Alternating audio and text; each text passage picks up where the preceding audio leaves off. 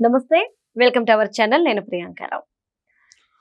అంబటి రాంబాబు గారు మీడియా ముఖంగా అక్కడ ఉన్న ఇటు టీడీపీ అటు వైసీపీ కార్యకర్తల మధ్యన చంద్రబాబు నాయుడు గారిని ఎలాంటి మాటలు మాట్లాడారో, అంటే కనీసం మనం పలకలేని మాటల్ని ఆయన మాట్లాడడం ఈరోజు చర్చనీయాంశంగా మారడం, తర్వాత జోగి రమేష్ గారు నారా లోకేష్ గారిని అవమానించడం, వీటికి హట్ అయిన టీడీపీ కార్యకర్తలు వాళ్ళ ఇళ్ళని తగలబెట్టడం, కొన్ని వైసీపీ వాళ్ళు వాళ్ళంతటా వాళ్ళే చేసుకుని టీడీపీ వాళ్ళ మీద నెడుతున్నారు అనే ఒక చర్చ కూడా ప్రస్తుతం నడుస్తున్న నేపథ్యంలో పెమ్మసాని చంద్రశేఖర్ గారు ఆయన ఒక మాట అన్నారు.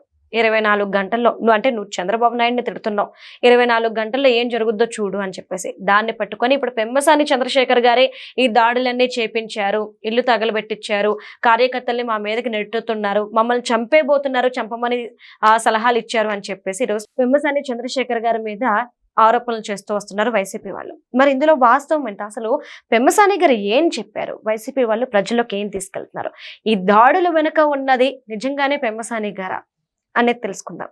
దీని గురించి మనతో మాట్లాడడానికి ప్రముఖ పొలిటికల్ ఎనలిస్ట్ అంకమరావు గారు ఉన్నారు. ఆయన అడిగి తెలుసుకుందాం. నమస్కారం సార్. సార్, పెమ్మసాని గారు అంటే కావాలని అన్నారో అనుకోకుండా అన్నారో ఆవేశంలో అన్నారో తెలీదు, 24 గంటల్లో ఏం జరుగుద్దో చూడు, నీకు మామూలుగా ఉండదు అనే వర్డ్ అయితే ఆయన యూజ్ చేశారు. అయితే కార్యకర్తలందరూ కూడా అక్కడికి వెళ్ళి ఇల్లు తగలబెట్టడాలు, లేదంటే అంబటి వాళ్ళ ఇంటిని ముట్టడించడం, రాళ్ళు ఇవ్వడం, వీటన్నిటికీ కారణం వెనుకున్నది పెమ్మసాని గారు అని చెప్పేసి బళ్ళ గుద్ది వైసీపీ వాళ్ళు మీడియా ముందుకు వచ్చి చెప్తున్నారు. ఆఖరికి అంబటి రాంబాబు గారు కూతురు కూడా వచ్చి చెప్తుంది. నిజంగా పెమ్మసాని గారు ఇవన్నీ చేపించారా? ఎందుకు చేపించారు? ఇప్పుడు ముందుగా పెమ్మసాని గారి గురించే ఎందుకు వీళ్ళు టార్గెట్ చేశారు అనే దాన్ని ఒకసారి కనుక మనం దృష్టిలో పెట్టుకుంటే, ఈరోజు గుంటూరు పార్లమెంట్ సభ్యుడిగా, అలాగే కేంద్రంలో మంత్రిగా, ప్రభుత్వానికి కేంద్రానికి మధ్య అనుసంధానకర్తగా ఉంటూ ఇబ్బడి ముబ్బడిగా, అంటే ఏ రాష్ట్రంలో ఏ విషయం ఉండా ఈరోజు ఏ మంత్రుల దగ్గరకైనా చొరవగా వెళ్ళి మాట్లాడి వివరించి చెప్పి అది సాల్వ్ చేసే విషయంలో ఈరోజు ఇద్దరు కేంద్ర మంత్రుల్లో ఒకరికొకరు పోటీ పడుతూ రాష్ట్రానికి ఏది మేలు జరిగిద్ది అని చెప్పని ఆ విధంగా ముందుకెళ్లే క్రమంలో పెమ్మసాని గారు చేస్తున్నటువంటి కృషి రాష్ట్ర వ్యాప్తంగా ఈరోజు చర్చనీయాంశం అవుతుంది. అలాగే రాజధాని విషయంలో కూడా త్రిసభ్య కమిటీలో ఆయన ఉండి ఈరోజు అక్కడ చిన్న చిన్న సమస్యలుండా దాని గురించి సవివరంగా వాళ్ళకి అర్థమయ్యేటట్టు చెప్తూ బాధ్యతలని ఎంత సమర్థవంతంగా నిర్వహిస్తున్నాడో కూడా చూసాం. ఇది ఆయన గెలిచిన తర్వాత మనం చూస్తున్నటువంటి విషయాలు. గెలవక ముందు పెమ్మసాని అనేది ఏంటి, రాజకీయాలు రాకముందు పెమ్మసాని అనేది ఏంటి, ఈ పెమ్మసాని చంద్రశేఖర్ అనే వ్యక్తికి గుంటూరు లోక్సభ నియోజకవర్గం నుంచి పోటీ చేసే అవకాశం చంద్రబాబు నాయుడు గారికి ఎందుకు ఇచ్చారు, ఏం చూసి ఇచ్చారు, ఇది ముఖ్యంగా మనం అర్థం చేసుకోవాలి. యోధులు ఉన్నటువంటి గుంటూరు నియోజకవర్గంలో, లోక్సభ నియోజకవర్గంలో పెమ్మసాని గారిని తీసుకొచ్చి ఎందుకు నియమించారు? నియమించిన తర్వాత ఆయన అభ్యర్థిగా ప్రకటించిన తర్వాత ఆయన పేరు ప్రకటించంగానే ఎన్నికల నాటికి ఎంతమంది లోక్సభ అభ్యర్థులు మారిపోయారు వైఎస్ఆర్సీపీ పార్టీలో? మీరు ఒకసారి గమనించండి. అంటే అతని సమర్థత ఏంటి, అతని యొక్క శక్తియుక్తులు ఏంటి, ముందుగా చంద్రబాబు నాయుడు గారు అపారమైన నమ్మకంతో ఆయన తీసుకొచ్చి నియమిస్తే దానికి ఈరోజు ఆయన అంచనాలను మించి పనిచేస్తున్నటువంటి వ్యక్తి పెమ్మసాని చంద్రశేఖర్. ఈరోజు గుంటూరు పార్లమెంటు నియోజకవర్గ రూపురేఖలు కాకుండా రాష్ట్ర వ్యాప్తంగా ఈరోజు పెమ్మసాని చంద్రశేఖర్ లాంటి ఎంపీ మాకు కూడా ఉంటే బాగుండు అని చెప్పని మిగిలిన 25 నియోజకవర్గాల వాళ్ళు భావించే విధంగా ఆయన పనితీరుతోటి మెప్పిస్తున్నాడు, ఒప్పిస్తున్నాడు. ఈరోజు మామూలుగా మనం చిత్రసీమలో శ్రీమంతుడు మహేష్ బాబు అని చెప్పిన ఒక చిత్రం వచ్చింది. అది చిత్రసీమకి పరిమితం, అంటే ఊహాజనితం అది. కానీ రియల్ శ్రీమంతుడు ఈరోజు పెమ్మసాని చంద్రశేఖర్. మీలాగా చాలా స్పష్టంగా ఆయన కూడా చెప్పాడు, మీలాగా గనులు దూసుకొను, మద్యం కుంభకోణంలో ఇరుక్కొను, లేదంటే ఇసుక దోపిడీ చేసి ఈ స్థాయికి రాలి ఆయన. ఆయనంతా తెలిసిన పుస్తకం, కష్టార్జితం, వైట్ మనీ. మీరు మీ తండ్రి అధికారాన్ని అడ్డం పెట్టుకొని సంపాదించిన దాన్ని ఎవరెవరికో దారాదత్తం చేసేసి రాష్ట్రాన్ని పప్పు బెల్లాల్లా పంచేసి రాష్ట్ర సంపదని తద్వారా మీ కంపెనీల్లోకి డొల్ల కంపెనీలు ఏర్పాటు చేసేసి వాళ్ళ ద్వారా మీరు తిరిగి మీ కంపెనీలో డబ్బులు తెప్పించుకొని ఈరోజు ఈ స్థాయిలో ఉన్నారు. మీరు కష్టం అంటే ఏంటో మీకు తెలియదు. అధికారాన్ని అడ్డం పెట్టుకుని మీరు సంపాదించారు. ఒక సామాన్య రైతు బిడ్డ పలనాడులో పెరిగి పలనాడు యొక్క పౌరుషాన్ని అలాగే పలనాడులో ఉన్నటువంటి కష్టాన్ని అన్నీ కూడా చవిచూసి ఈరోజు ఎక్కడ కూడా ఏ ఒక్క వ్యక్తి కూడా ఆయన కళ్ళు వెలితి చూపలేని విధంగా ఆయన సంపాదించిన ప్రతి పైసాకి లెక్క ఉంది. మీరు సంపాదించిన పైసాకి లెక్కలు చూపగలరా? ఇంకో మాట అన్నాడు ఎన్నికల ముందు, జగన్మోహన్ రెడ్డి వాళ్ళని మారుస్తూ ఎందుకు, నీకు అంత నమ్మకం ఉంది కదా 175 గెలిస్తే గెలిపించుకుంటానని, నువ్వే వచ్చి పోటీ చెయ్యి, నేను ఓడిపోతా కదా, నువ్వే వచ్చి పోటీ చెయ్యి, వీళ్ళు ఎందుకు, నీకు అంత నమ్మకం ఉంటే అన్నాడు. మరి ఇదే వీరుడు సూర్యుడు పులి సింహం అనుకున్న వ్యక్తి మరి ఎందుకు పోటీ చేయలేదు? ఆ రోజు చెప్పాడు, ఈ రోజు చెబుతున్నాడు. అంబటి రాంబాబు ఈరోజు అంబటి రాంబాబు మాట్లాడిన మాటలేంటి? తన నియోజకవర్గ పరిధిలో గుంటూరు గడ్డ మీద ఏర్పాటు చేసిన ఫ్లెక్సీ దగ్గరకు వచ్చి వివాదాలు సృష్టిస్తూ ఉంటే కేంద్ర మంత్రి అక్కడ ఉండగా జరుగుతున్నటువంటి దాంట్లో ఆయన స్పందిస్తే వచ్చిన తప్పేంటి? ఏం మాట్లాడాడు ఆయన? ఏ విధంగా ఆయన చుట్టూ ఉండేవాళ్ళు ఎవరన్నా వెళ్ళి దాంట్లో పాల్గొన్నారా?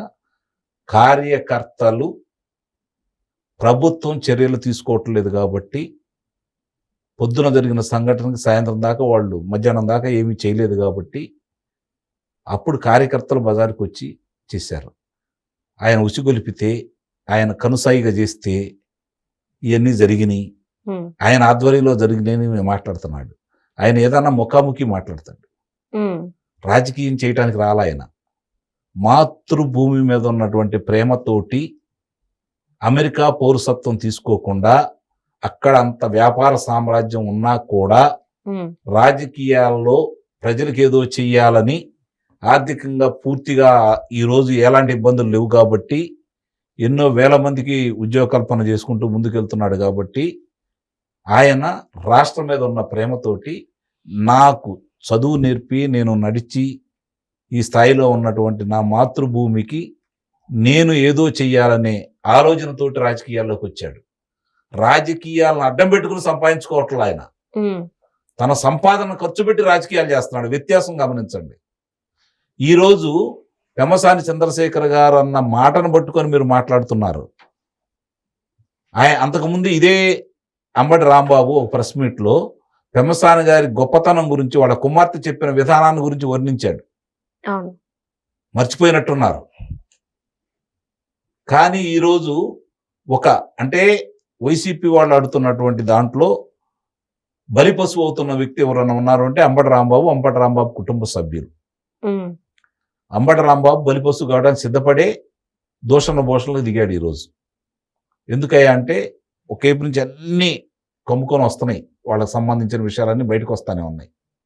కల్తీ నెయ్యి విషయం కావచ్చు, లేదంటే కల్తీ మద్యం గురించి కావచ్చు, అనేక కుంభకోణాల గురించి కావచ్చు, వాళ్ళ పాత్ర రోజుకోటి వస్తూ ఉంది కాబట్టి దాన్ని డైవర్ట్ చేయటానికి అంబటి రాంబాబు అనే వ్యక్తి చంద్రబాబు నాయుడు గారి గురించి మాట్లాడిన అతి జగుత్పాకరమైనటువంటి పదజాలాన్ని దృష్టిలో పెట్టుకొని పలనాటి పౌరుషాన్ని చూపించిన వ్యక్తి పెమ్మసాని చంద్రశేఖర్. మీ ఉడతూపులకి బెదిరిపోయే రకం కాదు. మీరేదో ఆయన టార్గెట్ చేయాలనుకుంటే ఇంకా రాటు తేల్తాడు. ఎందుకంటే వ్యాపార సామ్రాజ్యాన్ని ఈ విధంగా ఏర్పాటు చేసుకున్న తర్వాత కూడా, తనకి కేంద్ర మంత్రి పదవి వచ్చిన తర్వాత కూడా రాజకీయ నాయకులు చాలా మంది పదవులు వచ్చిన తర్వాత ఏ విధంగా ఉన్నారో మీరు చూడండి. కానీ ఈ రోజు కూడా ఉదయం 5 గంటలకు లేచి 7 గంటల నుంచి కార్యకర్తలకు అందుబాటులో ఉంటూ కార్యక్రమాలు నిర్వహిస్తూ శుక్రవారం, శనివారం, ఆదివారం గుంటూరు నియోజకవర్గాన్ని కేటాయించేసి మిగిలిన 4 రోజులు దేశవ్యాప్తంగా తిరుగుతూ ఢిల్లీలో కూర్చొని అక్కడి నుంచి ఎక్కడెక్కడికి వెళ్ళాలి, తన శాఖ పరిధిలో ఏ రాష్ట్రాలకు వెళ్ళాలో వెళ్తూ ఈరోజు తను చేస్తున్నటువంటి పని ద్వారా ఓ పనిమంతుడు, పని రాక్షసుడిని మాకు అప్పచెప్పారు ఏందని చెప్పని ఢిల్లీ వాళ్ళు కూడా ముక్కు మీద వేలు వేసుకునే విధంగా ఈరోజు సమర్థవంతంగా నిర్వహిస్తున్న వ్యక్తి. ఎస్, ఆగర్భ శ్రీమంతుడైనా కూడా అణుమాత్రం అహంకారం లేకుండా ఈరోజు కూడా తను ఏ స్థాయి నుంచి వచ్చాడో తనకు తెలుసు కాబట్టి చిన్న కార్యకర్తల నుంచి మంత్రి వరకు కూడా అదే విధంగా గౌరవిస్తూ ముందుకెళ్తున్నటువంటి పెమ్మసాని చంద్రశేఖర్ గారి గురించి ఈరోజు మళ్ళీ టార్గెట్ ఎందుకు చేసుకున్నారనేది ప్రత్యేకంగా చెప్పాల్సిన అవసరం కూడా ఏం లేదు.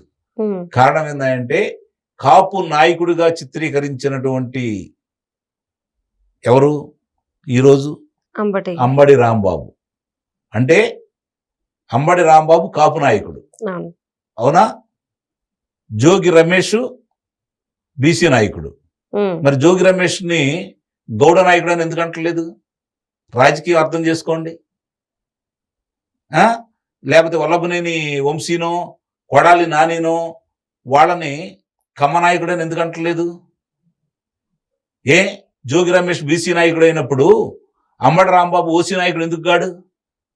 ఎందుకు చిత్రీకరిస్తున్నారు అలా? వాళ్ళ పత్రికలోను, వాళ్ళ ప్రసార మాధ్యమంలోను, వాళ్ళకు అనుబంధ ప్రసార మాధ్యమాల్లోనూ, వాళ్ళ సోషల్ మీడియాలోను ఎందుకు ఇలా ఈ విధంగా వండి వారుస్తున్నారు? అంటే కమ్మ కాపు అనే వర్గాలను విభజించాలనే కుట్రలో భాగంగా బలి పశువు కావటానికి సిద్ధమై ఏ రోజు కూడా కాపులు వెంట నడవని ఆనాటి వంగవీటి రంగా యొక్క హత్యకు సంబంధించి ఆ ఫలాలు అనుభవిస్తున్నటువంటి వ్యక్తి ఈ అంబడి రాంబాబు. ఆ రోజు ఆయన చనిపోయిన తర్వాత వచ్చినటువంటి సానుభూతి వెలువలో గెలిచినటువంటి వ్యక్తి అంబడి రాంబాబు. 94లో ఘోరాతి ఘోరంగా ఓడిపోయాడు. ఆ తర్వాత 2004లో పోటీ చేయలేదు, 2009లో పోటీ చేయలేదు. మరి అంత సమర్థుడు, అంత నాయకుడిని అంటే వాడు గుర్తించలేదా? ఈ రోజే మళ్ళీ ఆ వర్గానికి ఇతర నాయకుడు చేయాలనే ప్రయత్నంలో భాగంగా వర్గాలుగా విభజించాలని చెప్పని ఐక్యంగా వెళ్తున్నటువంటి సమాజాన్ని ఈరోజు ఈ విధంగా విభజించాలని చెప్పని వాళ్ళు ప్రయత్నం చేస్తా ఉన్నారు. దాన్ని పోర్ట్రేట్ చేయడం కోసం పెమ్మసాని చంద్రశేఖర్ గారిని టార్గెట్ చేసుకున్నారు ఆయన అన్న మాటల్ని. ఎస్, ఒక నాయకుడిని తన నాయకుడిని అంటే ఒక మంత్రిగా కార్యకర్తగా ఏ విధంగా స్పందిస్తాడో అదే విధంగా స్పందించాడు పెమ్మసాని చంద్రశేఖర్ గారు. అందుట్లో అనుమానమే ఉంది? 100% సమర్థిస్తున్నా నేను, 100% సమర్థిస్తున్నా. ఈరోజు అధినేత ఏమన్నాడు? కార్యకర్తల్ని మీరు అలాంటి దాడులు వెళ్ళటం తప్పు అన్నాడు. జోగి రమేష్ ఇంటి మీదకి వెళ్ళిన కార్యకర్తలు 40 మంది మీద కేసు పెట్టారు, 11 మందిని అరెస్ట్ చేశారు. అది చంద్రబాబు నాయుడు గారి నిబద్ధత. నువ్వు చంద్రబాబు నాయుడు గారి ఇంటి మీదకి వెళ్ళిన జోగి రమేష్కి మంత్రి పదవి ఇచ్చావు, అది నీ నిబద్ధత. అలాంటి వాళ్ళని ప్రోత్సహించావు. ఈరోజు నీ సహోదరుడు కూడా మాట్లాడుతున్నాడు పెమ్మసాని గారి గురించి. రేపొద్దున నువ్వు వచ్చి పోటీ చేయి, నీ సత్తా ఏంటో తెలిసింది. ఈరోజు పెమ్మసాని అనే వ్యక్తి తెలుగుదేశం పార్టీకి దొరికినటువంటి ఒక వజ్రం, నిస్సందేహంగా చెబుతున్నా, ఒక వజ్రం. ఈరోజు లోక్సభ సభ్యులు చాలా మంది కూడా ఈరోజు తెలుగుదేశం పార్టీకి బలంగా తయారయ్యారు. గమనించుకోండి మీరు, ఎప్పుడు ఇంతగా బలంగా ఎప్పుడు లేరు. ఒకవేళ బలమైన నాయకులు ఉన్నా కూడా వాళ్ళు ఆ విధంగా ఎప్పుడు రాలేదు. కానీ ఈరోజు ఒక్కొక్క వ్యక్తులు ఏ విధంగా ఉన్నారు అంటే ఆ నాయకులు తెలుగుదేశం పార్టీకి ఒక అసెట్లా తయారయ్యారు. అలాంటి వాళ్ళని ఏదో చేయాలని అతని గురించి, పెమ్మసాని గారి గురించి ఏదన్నా అంటే వాళ్ళు ఏదో బెదిరింపులకు భయపడే రకం. అందుకే నేను పల్లనాటిలో ఉండి పలనాటి పౌరుషాన్ని పునికి పుచ్చుకున్నటువంటి తెనాలి బిడ్డ, బుర్రిపాలెం బుల్లోడు. గుర్తుపెట్టుకోండి మీరు, ఈ ఉడతూపులకి భయపడే రకం కాదు. కార్యకర్త నాకు ప్రాణం, అధినేత నాకు దైవం అనుకుని భావించే వ్యక్తి. త్రికరణ శుద్ధిగా రాజకీయాలంటే ప్రజలకు సేవ చేయాలనే సంకల్పంతో రాజకీయాలు చేస్తున్నటువంటి వ్యక్తి. రాజకీయ మలికి అంటని ఆని ముత్యం. ఆయన గురించి మీరు ఎంత దూరంగా ఉంటే, ఆయన జోలికి వెళ్లకుండా ఉంటే ఆ పార్టీకి అంత మంచిది. Right. Thank you so much sir.